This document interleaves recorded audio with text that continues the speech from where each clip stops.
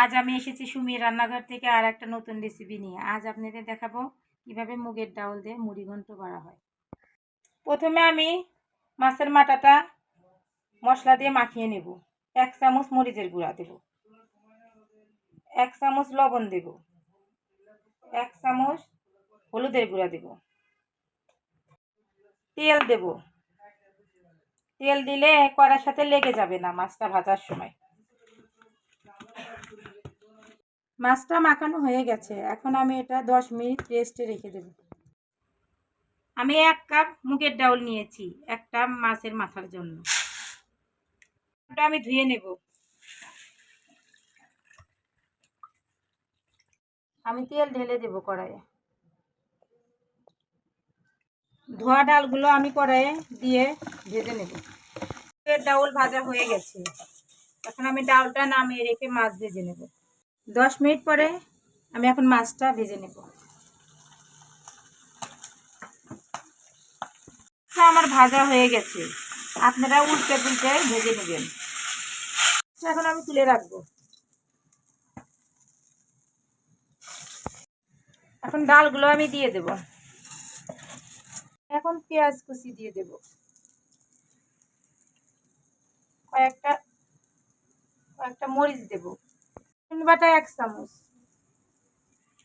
আদা বাটা 1 চামচ, জিরে গুঁড়ো 1 চামচ, ধনিয়া সজের গুঁড়ো 1 চামচ, লবণ 2 চামচ, 1 চামচ, পরিমাণ মতো তেল দেব। নাড়াচাড়া করে আমি পানি দিয়ে দেব। পানিটা পরিমাণ মতো দিবেন। ডালটা আমি 10 মিনিট সিদ্ধ করে নেব ঢেকে দিয়ে। সিদ্ধ করা হয়ে গেছে, এখন আমি মাছের মাথাটা ডাউলের ভিতর দিয়ে দেব।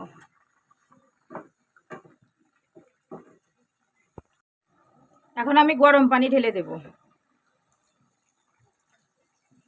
পরিমাণ মতো, দিয়ে এটা আমি 30 মিনিট রান্না করব। মাছের মাথাটা খুন্তি দিয়ে আপনারা ভেঙে দিবেন। রান্না হয়ে গেছে, এখন আমি মুড়ি ঘন্টটা সোমবার দিয়ে দেব। এখন আমি পেঁয়াজ কুচি দেব, রসুন কুচি দেব, পরিমাণ মতো তেল দেব।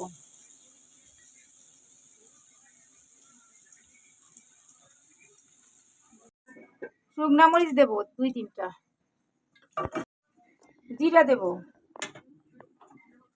আমি ঢেলে দেব।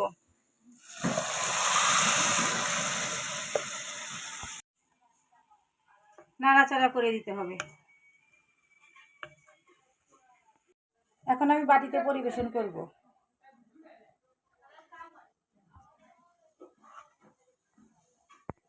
হয়ে গেছে আমার রুই মাছের মাথা দিয়ে মুড়ি ঘন্ট।